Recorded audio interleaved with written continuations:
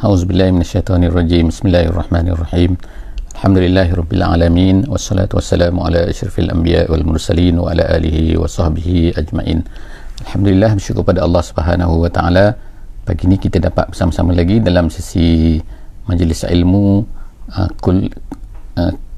tafsiran ringkas kepada Al-Quran mengikut muka surat, insya-Allah. Pagi ni insya-Allah kita akan bersama-sama pada muka surat 427, dan kita telah sampai kepada muka surat yang terakhir daripada surah Al-Ahzab.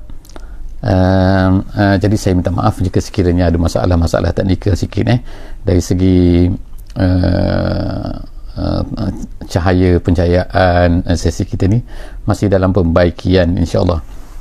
Tapi moga-moga insya-Allah kepada sesiapa yang berada di line sekarang ni yang dapat bersama-sama dengan sesi kita pada pagi ni dapat memanfaati insya-Allah sebaik mungkin daripada muka surat yang akan kita baca pada hari ini, iaitu muka surat 427 daripada surah Al-Ahzab.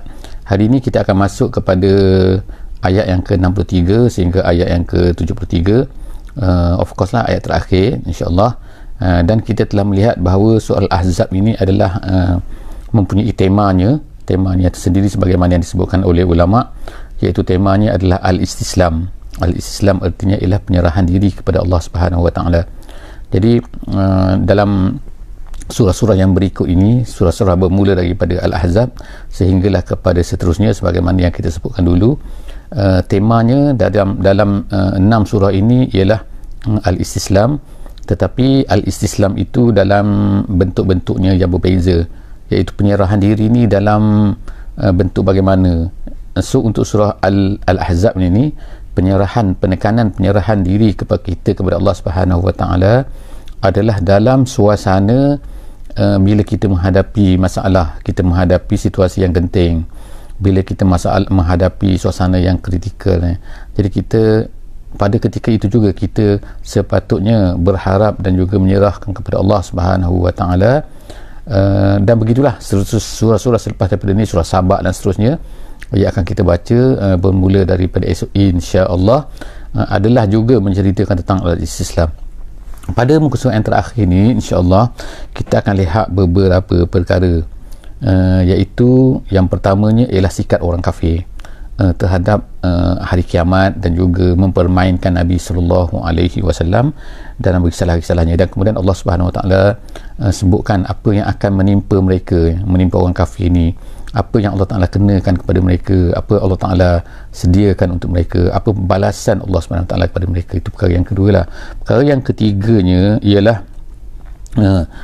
jawapan dan juga bagaimana kan apabila orang kafir ni berada dalam neraka, apakah alasan-alasan mereka yang akan mereka katakanlah kan semasa di dunia ni, kenapa mereka ni jahat, kenapa mereka buat macam ni, kenapa mereka ni tak ikut perintah Allah Subhanahu wa taala.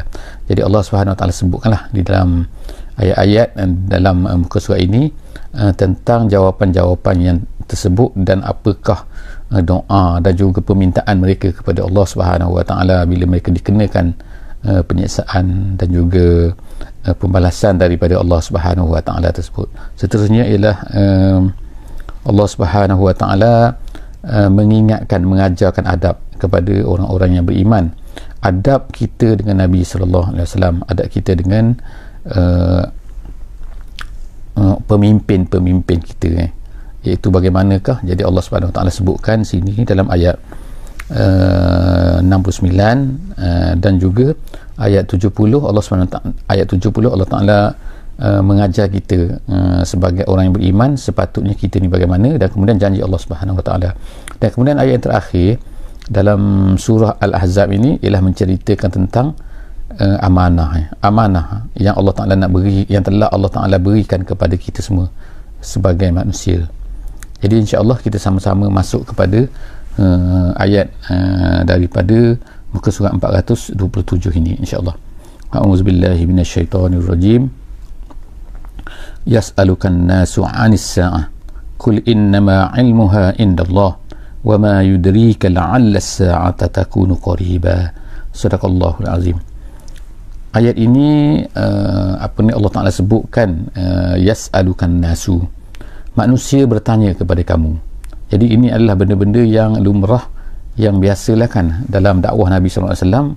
Bila Nabi ni dah kencang sangat, dah banyak sangat bercerita tentang kiamat ni, maka orang kafir ni akan bertanya kepada Nabi SAW. Jadi disebutkan dalam ayat ini, dia kata an-nasu artinya ialah manusia. Siapakah manusia ini? Dalam tafsir jalan lain disebutkan bahawa yang dimaksudkan dengan manusia sini ialah ahli Makkah, tetapi dalam mengikut tafsiran yang lain disebutkan bahawa manusia di sini ialah orang Yahudi, sebab ayat ini turunnya di Madinah. Jadi bila disebutkan yas'alukan nasu, manusia bertanya kamu, jadi manusia situ ialah orang Yahudi. Jadi apa pun dalam tafsiran ni semua itu adalah pandangan ulama dan kita semua boleh guna, insya-Allah tak ada masalah, insya-Allah dalam mana-mana tafsir. Sebab apa Allah Taala sebutkan secara umum an-nasu.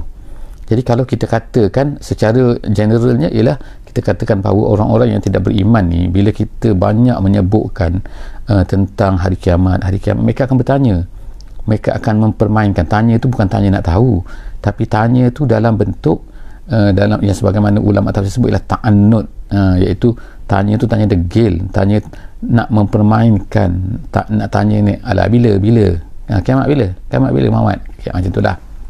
Jadi mereka juga pada hari ini sebenarnya akan bertanya lah kepada para pendakwah juga kan, kepada orang yang bawa Islam ni, berceritakan pasal hari kiamat. Jadi secara tidak langsung bahawa ayat ini nak menunjukkan bahawa kita ni adalah perlu menceritakan tentang hari kiamat dan sebagainya. Sebab jarang kan kita pada hari ini orang yang berani nak sebut pasal hari kiamat selepas mati dan sebagainya kan. Sebab apa? Sebab benda ni macam cerita lepas benda kiamat macam even sesama kita pun kadang-kadang kita rasa macam kekok kan nak cerita kan hari kiamat gitu kan. Jadi sebenarnya tentang hari kiamat ni menunjukkan daripada ayat ni bahawa Nabi SAW selalu bercerita tentang hari kiamat, sehingga menyebabkan orang kafir, orang yang tak beriman ni akan bertanya kepada baginda Nabi SAW bila hari kiamat. Jadi Allah SWT beritahulah bahawa hari kiamat ni dah dekat dan satunya hari kiamat ni Allah Ta'ala sahaja yang tahu, dan ianya boleh datang bila-bila masa. Jadi kita pun tahu kan bahawa kiamat ni ada dua, satu kiamat besar iaitu kebangkitan yang besar semua dunia binasakan oleh Allah Subhanahu Wa Taala. Tapi satu lagi ialah kiamat kecil. Kiamat kecil ni kita sendiri akan mati kan. Bila kita mati tak ada lagi lah guna dunia ni untuk kita kan. Jadi maknanya kita kena sedar juga ni. Jadi sama ada kiamat kecil ke kiamat besar ke, tapi semua tu hanya diketahui oleh Allah Subhanahu Wa Taala. Allah Taala saja yang tahu kan bila umur kita ni, bila kita akan mati kan. Kadang-kadang kita tunggu orang tu tak mati-mati juga anda tu. Kadang-kadang orang tu kecil lagi dah mati. Kadang-kadang tak sangka-sangka aksiden kan. Macam-macam lah yang berlaku kan. Kita boleh tengok hari ni, kita boleh baca kan, kita ada internet, kita ada YouTube, kita boleh tengok dalam media sosial dan sebagainya kan. Orang boleh mati hari-hari kan. Wa ma yudrika la'alla sa'ata takunu qariba. Kamu tak tahu, Allah Taala kata, dan kemungkinan kiamat tu sangat-sangat dekat berlaku kan. Jadi apakah tanda-tanda? Adalah kan tanda kita ada dah belajar, ada tanda besar, ada tanda kecil kiamat ni kan. Bahkan kedatangan Nabi SAW tu, Nabi kata dalam hadis dia, itu sendiri adalah salah satu daripada tanda kiamat. Maknanya sebelum daripada ni dah ada ribu-ribu tahun kan. Nabi Musanya, Nabi Yusufnya sebelum daripada tu, Nabi Ibrahimnya, kemudian Nabi Adam alaihissalam. Maknanya dah panjang kan. Dikatakan 7,000 tahun ke 8,000 tahun ke, tapi maknanya ribu-ribu tahun. Kita dengan Nabi Muhammad SAW ni hanya baru 1442 tahun kalau ikut kiraan hijrah Nabi lah. Kalau ikutnya dakwah di Mekah tu lebih lama sikit lah kan. Tapi maknanya kita rasa macam dah lama sangat kan. Bahkan kalau kata 30 tahun 40 tahun pun macam dah lama sangat dah gitu kan. Jadi apatah lagi.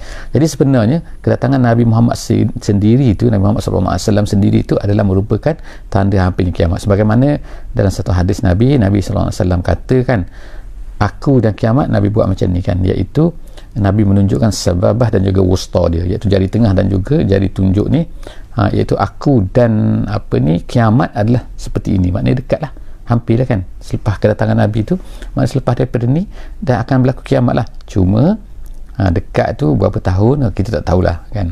Adalah kan kepercayaan Maya, Aztec semua tu kan, yang katakan tahun 2012 lah, tengok-tengok tak berlaku kiamat juga kan. Jadi itu adalah andai manusia saja. Kemudian Allah Subhanahu Wa Taala sebutkan sini kan balasan yang Allah Taala kenakan kepada orang kafir. Allah Taala ni sayang kepada manusia.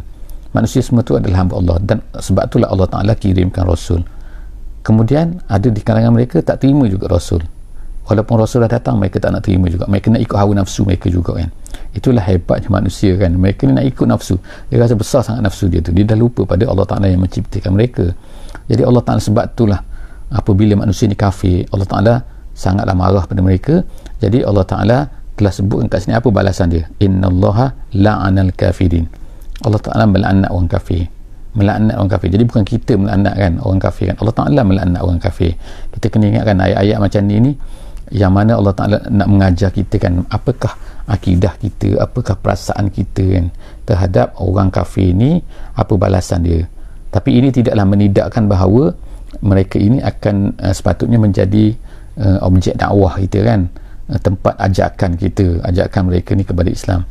Jadi adanya orang kafir ini Allah Ta'ala nak uji kita juga lah kan, bahawa setakat mana kita berusaha untuk mengajak mereka kepada Islam. Tapi akhir-akhirnya kalau mereka kafir juga kan, setelah daripada usaha yang kita buat semua, maka Allah Ta'ala katakan, Allah Ta'ala melaknatkan. Kemudian wa'adda lahum sa'ira, Allah Ta'ala sediakan bagi mereka ni sa'ir, neraka sa'ir. Kemudian khalidina fiha abada, mana mereka ni kekal dalamnya. Inilah benda yang kita takut kan, ditakuti kita juga akan dimasukkan ke dalam neraka kan. Walaupun mungkin kita kata kita beriman tak kekal, tapi api walaupun sekejap kan, api di dapur kita, api lilin pun kita letak tangan kita 1 minit kita memang tak tahan kan. Jadi apatah lagi kita akan dibakar di hari akhirat nanti kan. Sebab itulah Allah Ta'ala katakan jangan kita jadi macam tu. Tapi bagi orang kafir ni khalidina fiha abada. Kemudian Allah Ta'ala sebutkan pada ayat 66 tu, yauma tuqallabu wujuhuhum finnar. Allah Ta'ala tuqallab ni ialah hari-hari, Allah Ta'ala sebut sini kan, hari-hari di mana muka mereka itu dibalik-balikkan. Yang pertama sekali, apa maksud dibalik-balikkan? Mungkin kalau kita tahu kan, ini maknanya Allah Ta'ala nak gambarkan lah bagaimana suasana kan apabila manusia itu dimasukkan ke dalam neraka. Kita tahu kita ni macam kita bakar daging kan, kita bakar apa-apa kan, di atas bara api kita akan balik-balik kan. Itulah maknanya balik-balik tu.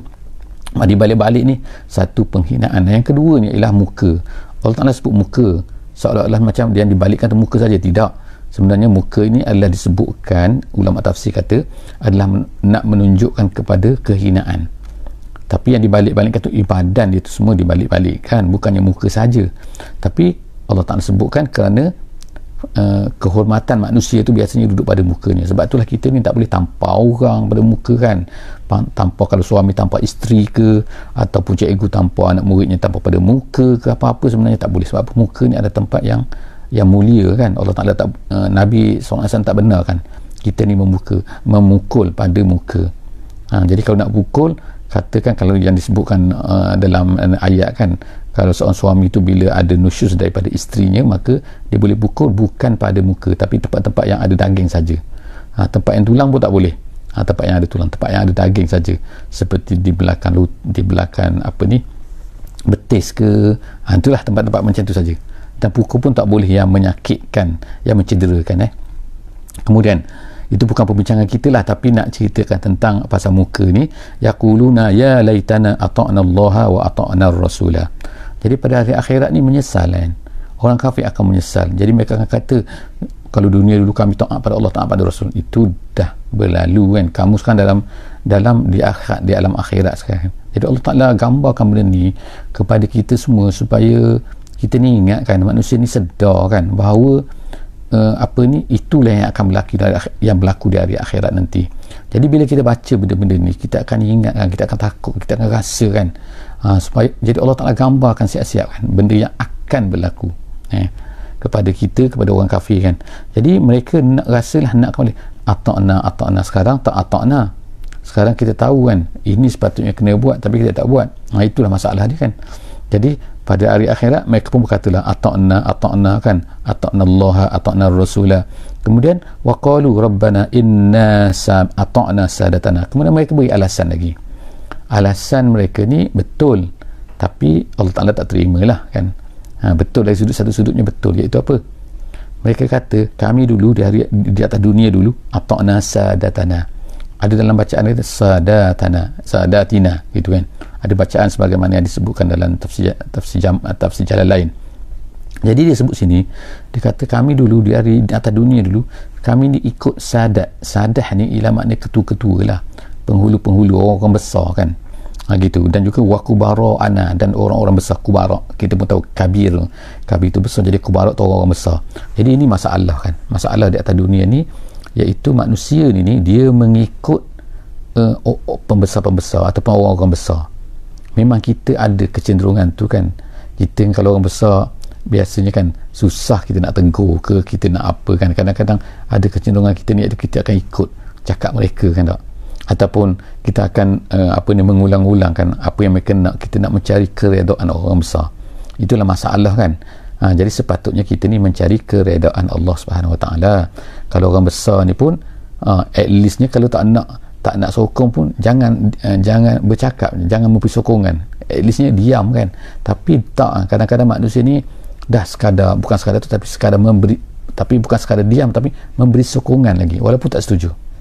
Jadi apa yang berlaku ni, Allah Ta'ala bagi warning siap-siap kan, bahawa manusia ni banyak masuk neraka. Kenapa?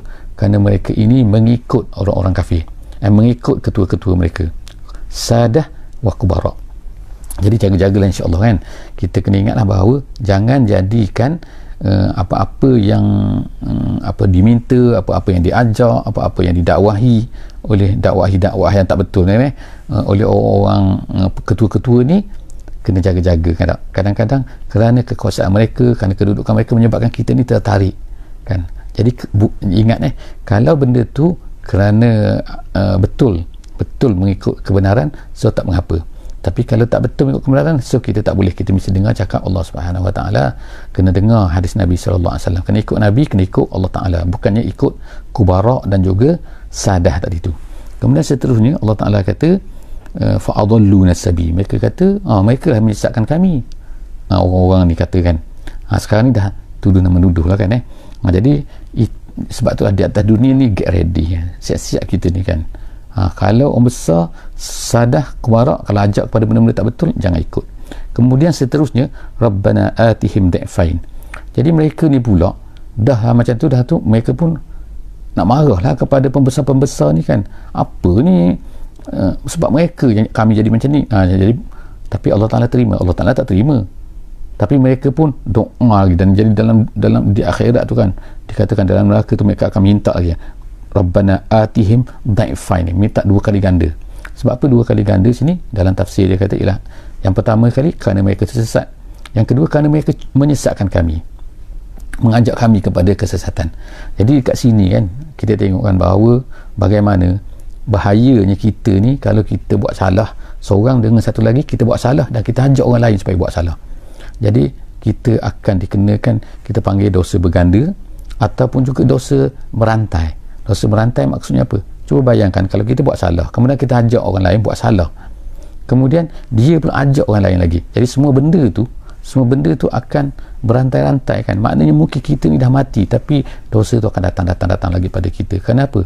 Kerana orang masih mengamalkan apa yang kita buat. Sebab itulah kan, kita nak buat salah ni memang satu kesalahan lah, tapi nak mengajak orang pula ataupun mempromok orang lain pula kan, ini bahaya kan. Televisyen ke media sosial ke sekarang kan, mengajak kepada benda-benda yang tak elok kan. Kadang-kadang mengajak ni tak direct. Kadang-kadang contohlah katakan kita perempuan membuka aurat, lelaki buka aurat juga tapi banyak yang perempuan kan membuka auratnya, so dilihat oleh orang. Jadi kemudian mungkin dia dah mati dah, tapi benda tu diulang-ulang, tayang lagi, manusia melihat lagi, dia ni bercakap lagi kan. Bahaya sekarang ni. Kalau dulu tak ada recording dan sebagainya, tak ada, sekarang ada recording kan.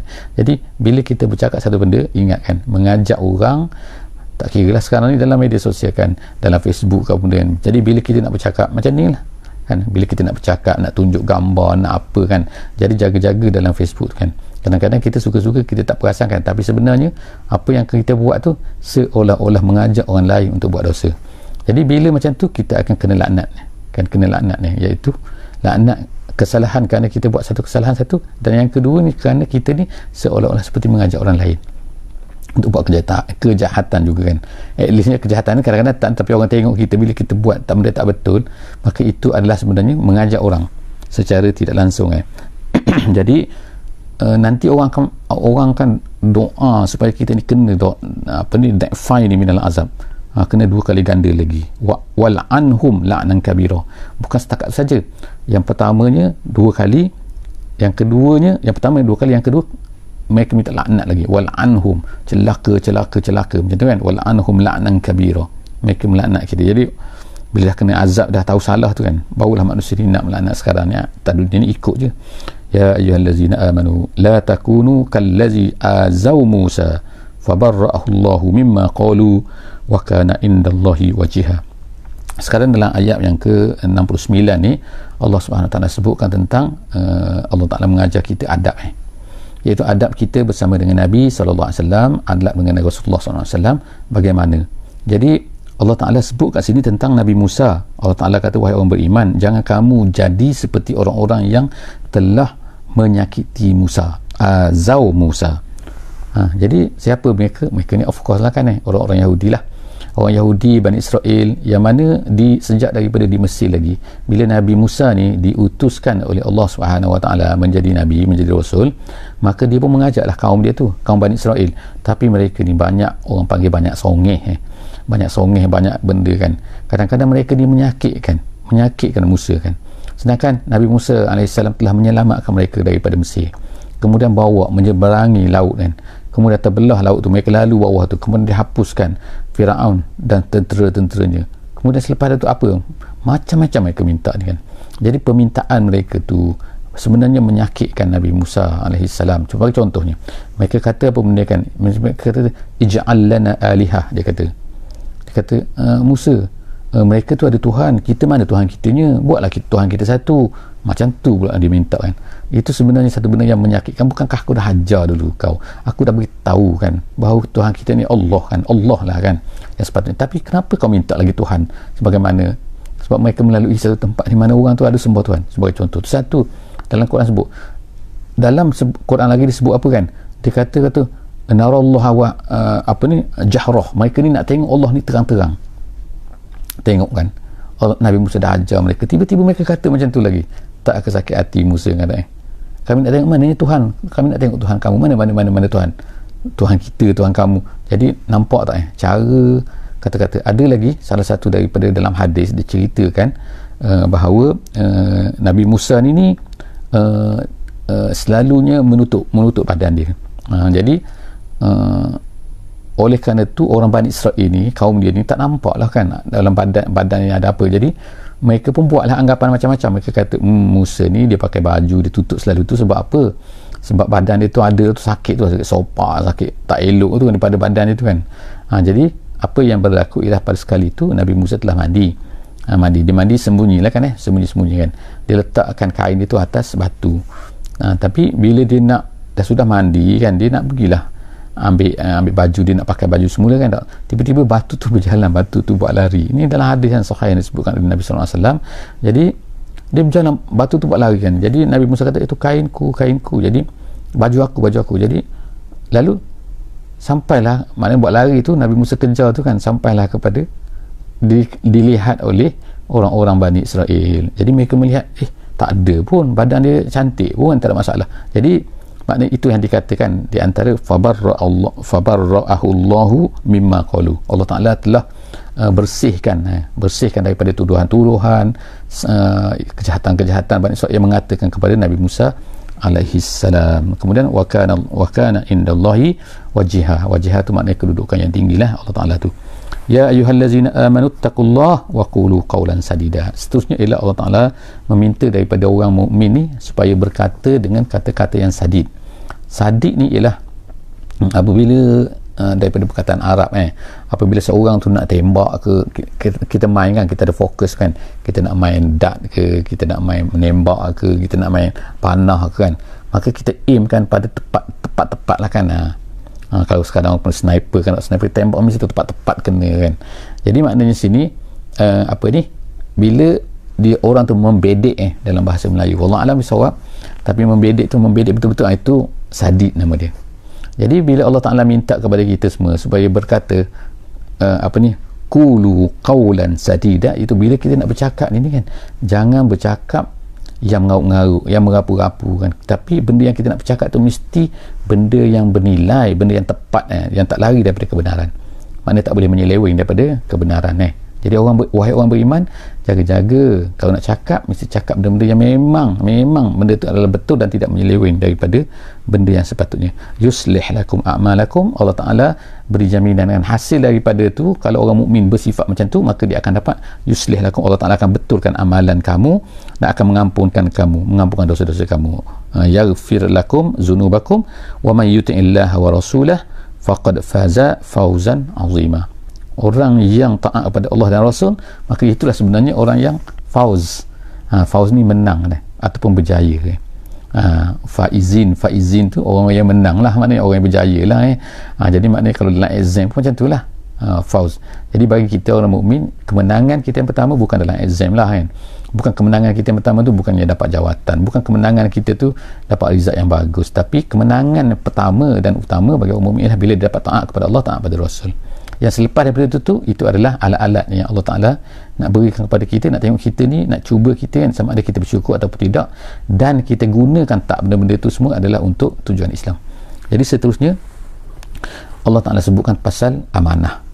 Amanah iaitu sini amanah yang Allah Ta'ala nak berikan kepada manusia, yang telah diberikan kepada manusia. Allah Ta'ala sebut macam ni, inna aradna al-amanata 'ala as-samawati wal ardi wal jibali fa'abaina an yahmilnaha wa ashfaqna minha. Habis kat situ Allah Ta'ala ni sebutkan bahawa dia kata kami telah bentangkan amanah ni, tawarkan amanah ni dulu. Maknanya sebelum daripada manusia, Allah Ta'ala nak berikan amanah apa ni? Amanah iaitu amanah tanggungjawab. Nama dia taklif. Taklif maknanya tanggungjawab kita terhadap semua ni lah kan, terhadap syariat, terhadap semua benda ni kan, terhadap untuk menjadi seorang yang mukallaf lah. Jadi Allah Ta'ala dah bentang dah benda ni kepada siapa? Iaitu kepada langit, kepada bumi, kepada bukit. Allah Ta'ala sebut sini, maknanya semua benda lah. Tapi bagaimana pula bentang tawar kan, mereka boleh bercakap ke? Memang semua benda-benda ni sebenarnya yang ada di keliling kita ni, sebagaimana yang ada dalam ayat-ayat yang lain, yusabbihu tu kan, yusabbihu lahu ar-ra'du sebagai contohnya. Guru-guru tu sebenarnya adalah bertasbih kepada Allah. Langit tu bertasbih kepada Allah, batu-batu bertasbih kepada Allah. Dalam ayat yang banyak kan cerita bahawa semua benda di keliling kita ni sebenarnya hidup, tapi mereka tu adalah makhluk Allah yang mana mereka ni taat semua kepada Allah Subhanahu Wa Taala. Kemudian Allah Ta'ala ceritakan bahawa dulu Allah Ta'ala pernah tawarkan benda ni kepada langit, kepada bumi, kepada bukit, tapi fa'abaina, mereka ni tak nak, enggan terima. Adakah mereka ni tak dengar cakap Allah? Ada tafsir kata tak, sebab tawaran ini adalah tawaran ikhtiari, nak ke tak nak, tawaran macam tu dia katakan dalam tafsir. Kemudian disebut sini lagi fa'abaina an yahmilnaha, mereka tak nak, tak sanggup untuk wa ashfaqna minha.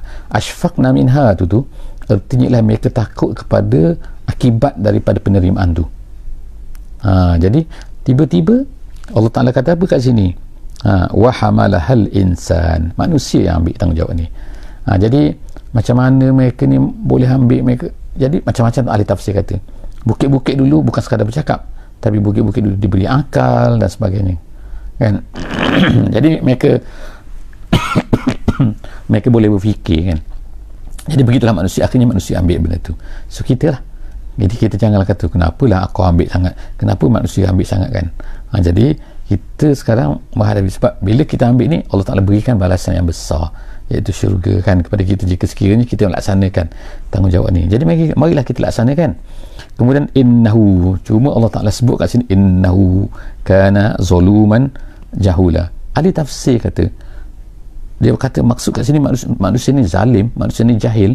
Bukan, maksudnya kat sini lah manusia ni, antara sikap manusia ni ahli tafsir kata ialah mereka ni kan suka membuat kezaliman, suka pada benda-benda zalim. Tengok kan pelik kan kita, manusia yang suka pada benda-benda zalim memang betul kan, benda-benda yang tak sepatutnya dia tu suka. Tengok, sebab itulah manusia ramai yang lari daripada kebenaran atas dunia pada hari ini kan. Sebab apa? Sebab dia suka pada benda zalim. Pelik kan, dia suka pada benda-benda yang tak elok. Memang ada kecenderungan dia suka pada benda-benda elok, tapi benda-benda yang tak elok itu lagi lah. Jadi zoluman. Kemudian jahula ni dia suka buat benda-benda yang dia tak patut buat kan. Walaupun Nabi cakap sepatutnya macam ni, tapi mereka tak nak dengar.